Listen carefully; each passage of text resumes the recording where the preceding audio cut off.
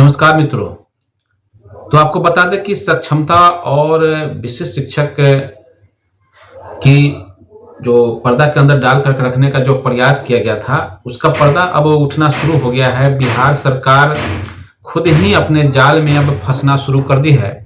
आपको बता दें कि जो पूर्व में बिहार के नियोजित शिक्षकों के लिए नियमावली बनाई थी, उस नियमावली के तहत 10 वर्ष और 20 वर्ष का जो प्रमोशन है, साथ ही साथ 12 वर्ष का जो प्रमोशन है, स्नातक प्रमोशन है, इन सारे प्रमोशन के लिए जो नियमावली बनी हुई थी, उनकी नियमावली को समाप्त करने का एक बड़ा साजिश सरकार की तरफ से किया गया था। और सरकार चाह रही थी कि सभी शिक्षकों को सक्षमता परीक्षा दिलवा करके विशिष्ट शिक्षक बना दें।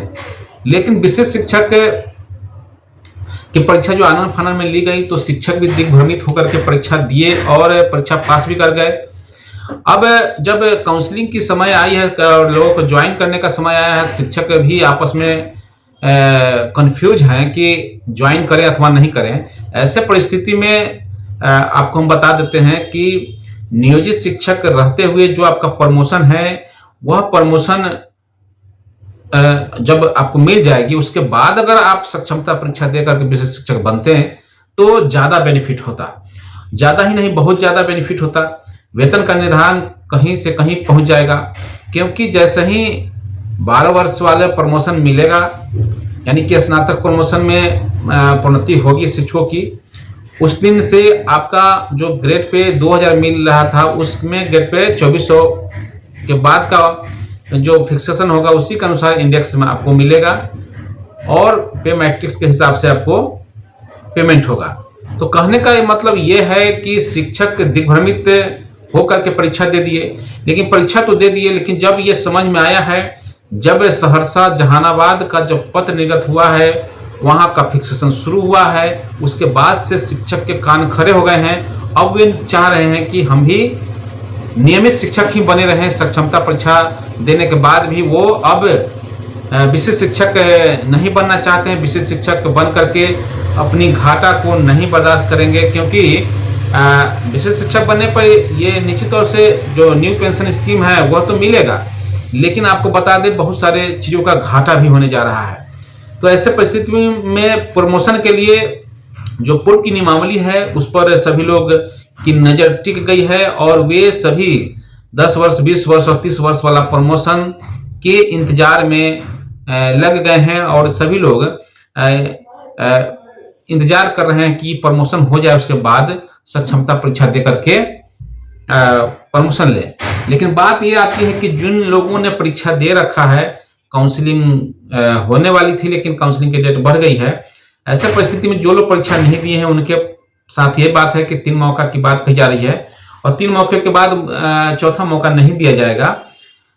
लेकिन आपको हम बता दें कि इसी तरह से दक्षता परीक्षा की भी बात हुई थी। दक्षता परीक्षा में भी इस तरीके का बात कहा गया था, दक्षता परीक्षा जो फेल हो जाए उनको नौकरी से निकाल दिया जाएगा।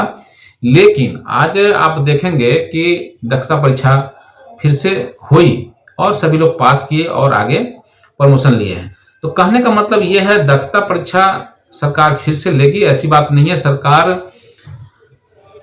कोई ऐसा नहीं है कि पत्थर की लकीर खींच दी है, उसके बाद कोई नियमावली में बदलाव नहीं करेगी। सरकार अभी जो है, कोई जो ही नहीं है कि हमेशा के लिए सरकार रहेगी। सरकार आती रहती है, जाती रहती है, सरकार बदलती रहती है, इसलिए इसकी चिंता हमें नहीं करना है। और रही बात नौकरी की, तो नौकरी किसी की नहीं जाएगी। चाहे आप सक्षम होकर विशिष्ट बनिए या नहीं बनिए, दोनों ही स्थिति में आपकी नौकरी नहीं जाने वाली है और आप इस सब चीज के लिए निश्चिंत रहिए। और रही राज्यकर्मी की बात, तो राज्यकर्मी आपको चाइनीज राज्यकर्मी ही दिया जा रहा है। अगर माना जाए तो पूर्ण रूप से राज्यकर्मी की जो पूरी सेवा शर्त है वह लागू आप पर नहीं होता है। अगर लागू होता तो फिर विशिष्ट शिक्षक नाम क्यों दिया जा रहा है? आपका नाम शिक्षा मित्र से बदलकर नियोजित किया गया, नियोजित से बदल करके अब विशिष्ट किया जाएगा। इसमें कोई विशेष बदलाव नहीं होने जा रहा है। आपके साथ वही दोहरा व्यवहार किया जाएगा जो पूर्व में किया जाता रहा है। हम तब मानते हैं कि आपको दोहरा व्यवहार के साथ नहीं किया जाएगा जब आपकी जो सक्षमता परीक्षा के बाद आपका नाम विशिष्ट शिक्षक ना होकर के सहायक शिक्षक होता या सहायक अध्यापक होता तो निश्चित तौर पर यहाँ पर कोई दिक्कत नहीं होती।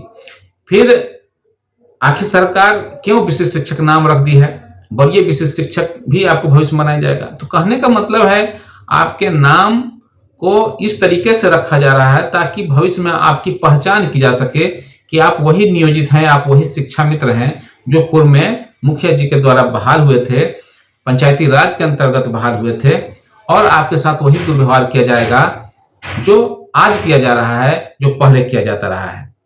आपके वेतन की जो प्रक्रिया है उसको भी बीपीएससी से बहाल शिक्षकों की तुलना में अलग है या नियमित शिक्षकों की तुलना में अलग है। तो कहने का मतलब यह है कि यह विशिष्ट शिक्षक बनना अभी फायदे का सौदा नहीं है।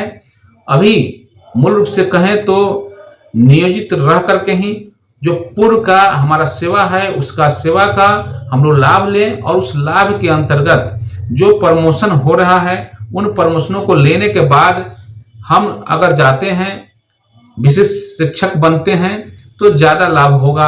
अन्यथा की स्थिति में अगर हम प्रमोशन नहीं लेते हैं तो वहां जाने से कोई फायदा नहीं होने वाला है।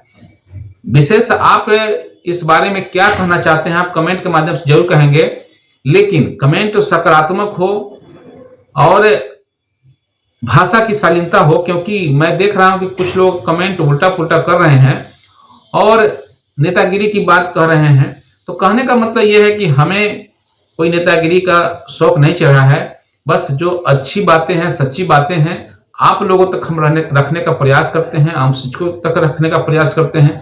जो हमारे वीडियो से लाभान्वित होते हैं उनको हम जानकारी देने का काम करते हैं, वह खबर उन तक पहुंचाने चाहते हैं जो सच्ची हैं और अच्छी हैं।